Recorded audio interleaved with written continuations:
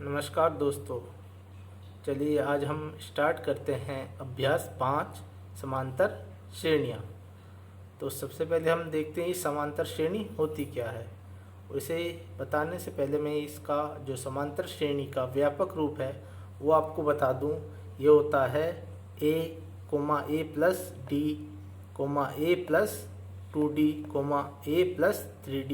इसी तरह से हम आगे लिख सकते हैं a plus 4d, a plus 5d। इसी तरह से ये आगे तक चलता जाता है। इसमें जो a होता है वो इसका पहला पद, इसमें a है जो सिर्फ वो है पहला पद, ठीक। और जो d होता है वो सभी में कॉमन होता है, तो d को हम सार्वआंतर कहते हैं, जो कि एक जैसा बिल्कुल एक समान होता है सभी पदों में, पहले में, दूसरे में, तीसरे में, चौथे में, सभी में एक समान होता है। और ये हमारा जो सार्वआंतर जो क्या हो सकता है हमारा, कोई धनात्मक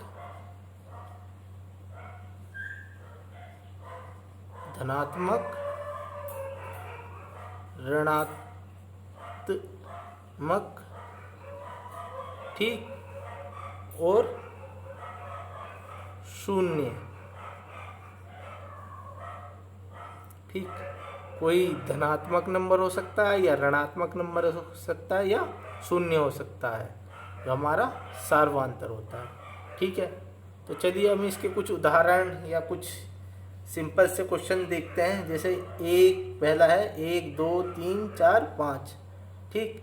इसमें क्या है, इसमें ये समांतर श्रेणी किस तरह से है, देखिए। इसमें सब में क्या है, 1 के बाद क्या आ रहा है 2, 2 के बाद 3, 3 के बाद 4 और 4 के बाद 5। और इन सब में एक कॉमन चीज़ क्या है, देखिए। इसमें एक में एक जोड़ देंगे 2 हो जाएगा, और 2 में एक जोड़ दो तो 3 हो जाएगा, 3 में एक जोड़ दो तो 4 हो जाएगा, इसी में 4 में एक जोड़ दो तो 5 हो जाएगा। तो इसमें क्या है, जो इसका सार्वआंतर है क्या है, कॉमन है, मतलब एक ही है। इसमें सार्वआंतर इसका क्या होगा, 1, ठीक है।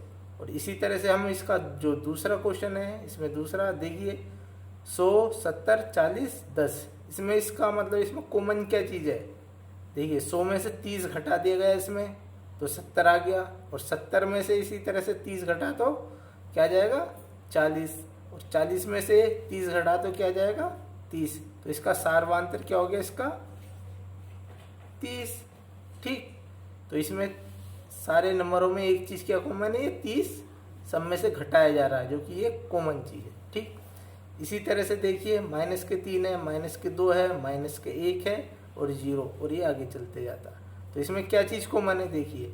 इसमें क्या किया गया है, +1 इसमें जोड़ दिया गया है, तो +1 जोड़ दोगे -3 है, और +1 जोड़ दो क्या आ जाएगा -2। देखिए ये 2 आ गया -2। अब इस -2 में क्या करते हैं हम, +1 जोड़ दो तो क्या आ जाएगा -1। देखिए -1 आ गया, ये -1 है, इसमें +1 जोड़ दो क्या हो जाएगा, ये 0। देखो 0 आ गया। तो इसमें क्या कॉमन चीज़ है, +1, ठीक। तो ये भी हमारी एक समांतर श्रेणी है।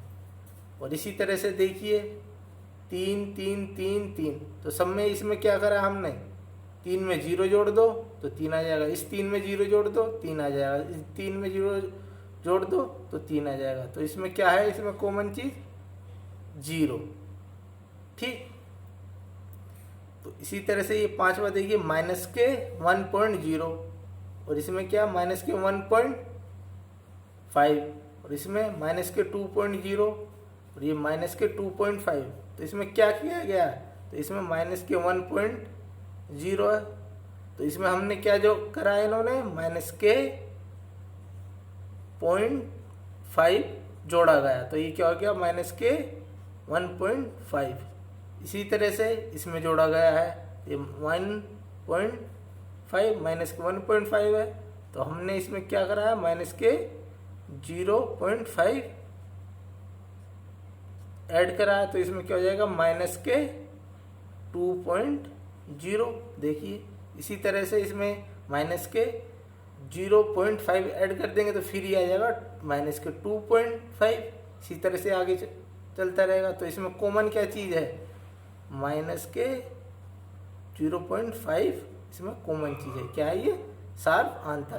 तो इसमें अभी मैंने बताया था, इसमें डी जो होता है सार्वधातर होता है, और डी क्या हो सकता है, एक धनात्मक संख्या हो सकती है, ऋणात्मक हो सकती है, और शून्य भी हो सकती है। तो देखिए 1 और 3 इसमें तो ये क्या है, ये धनात्मक है, और यहाँ 1 भी है +1 ये भी धनात्मक है। ठीक, धनात्मक हो सकता है। ठीक, और ये 0 शून्य, इसमें 0 आया तो शून्य भी हो सकता है सार्वधातर, तो शून्य भी हो गया। ठीक, इसी तरह से ऋणात्मक भी हो सकता है सार्वधातर। तो देखिए यहाँ पर माइनस के 0.5 ये भी आ गया। तो हमारा सार्वधातर जो क्या होता है, वो धनात्मक भी हो सकता है, ऋणात्मक भी हो सकता है, और शून्य भी हो सकता है। और इसमें जितने भी ये हमारे क्वेश्चन मैंने कुछ उदाहरण लिखे हुए हैं, इसमें सभी में इनका एक कॉमन चीज़ है, क्या है, सार्वधातर। तो ये कॉमन क्या है, इसमें 1 है, इसमें 30 है, इसमें प्लस के 1 है, इसमें 0 है, और इसमें माइनस के 0.5 है। ठीक है, तो ये कुछ इसकी बेसिक चीज़ थी। जब हम इसके और कुछ उदाहरण हल करेंगे तो आपको ये समझ में आएगा। चलिए हम इसके कुछ और हल क्वेश्चन करते हैं। चलिए अब हम इसका पहला उदाहरण देखते हैं। क्या है, 3 ये एक समांतर श्रेणी है। तो समांतर श्रेणी क्या है, अर्थमेटिक प्रोग्रेस भी कहते हैं हम इसे। तो ये है हमारा 3/2, 1/2, माइनस के 1/2, माइनस के 3/2, डैश का पहला पद ए और सार्वधातर डी ज्ञात कीजिए।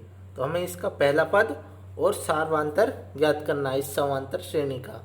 ये उदाहरण दिया हुआ है आपके बुक के पेज नंबर 107, 107 पेज नंबर पे ये उदाहरण दिया हुआ है। और आपकी किताब में शायद आगे पीछे हो सकता है, लेकिन ये आप चेक करके देख लेना। तो देखिए अब हम इसका हमें क्या निकालना है, पहला पद। तो पहला पद क्या होगा, पहला पद इसे हम ए से डिनोट करते हैं। तो पहला पद क्या होगा इसमें, 3/2। ठीक, ये तो अब हमारा पहला पद, सिंपल जो पहला नंबर होता है उसे ही हम पहला पद बोलते हैं। ठीक, और इसका सार्वधातर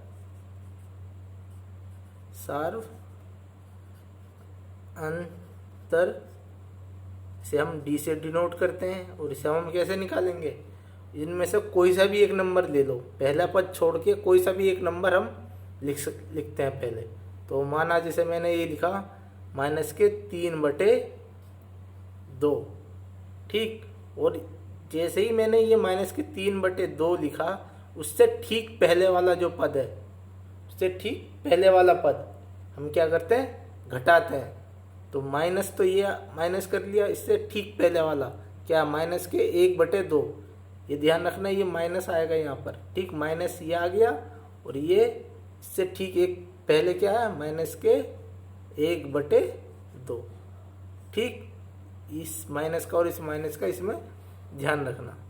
तो देखिए ये माइनस के 3/2, ये माइनस माइनस प्लस, ये क्या हो जाएगा, 1/2। तो नीचे 2 तो कॉमन आ जाएगा। ठीक, माइनस के 3 प्लस के 1। तो ये क्या हो गया, अब हमारा माइनस के 3 बड़ा है, तो माइनस के 3 में से 1 + 1 जोड़ेंगे तो क्या हो जाएगा, ये माइनस के 2/2। ठीक, तो ये 2 से भाग दे तो क्या हो जाएगा, माइनस का 1। ठीक, तो इसमें इसका सार्वधातर क्या होगा, माइनस के 1। ठीक है, सार्वधातर क्या होगा, माइनस के 1। या फिर आप कोई सा भी एक पद ले, अब दूसरा भी आप चेक कर सकते हो।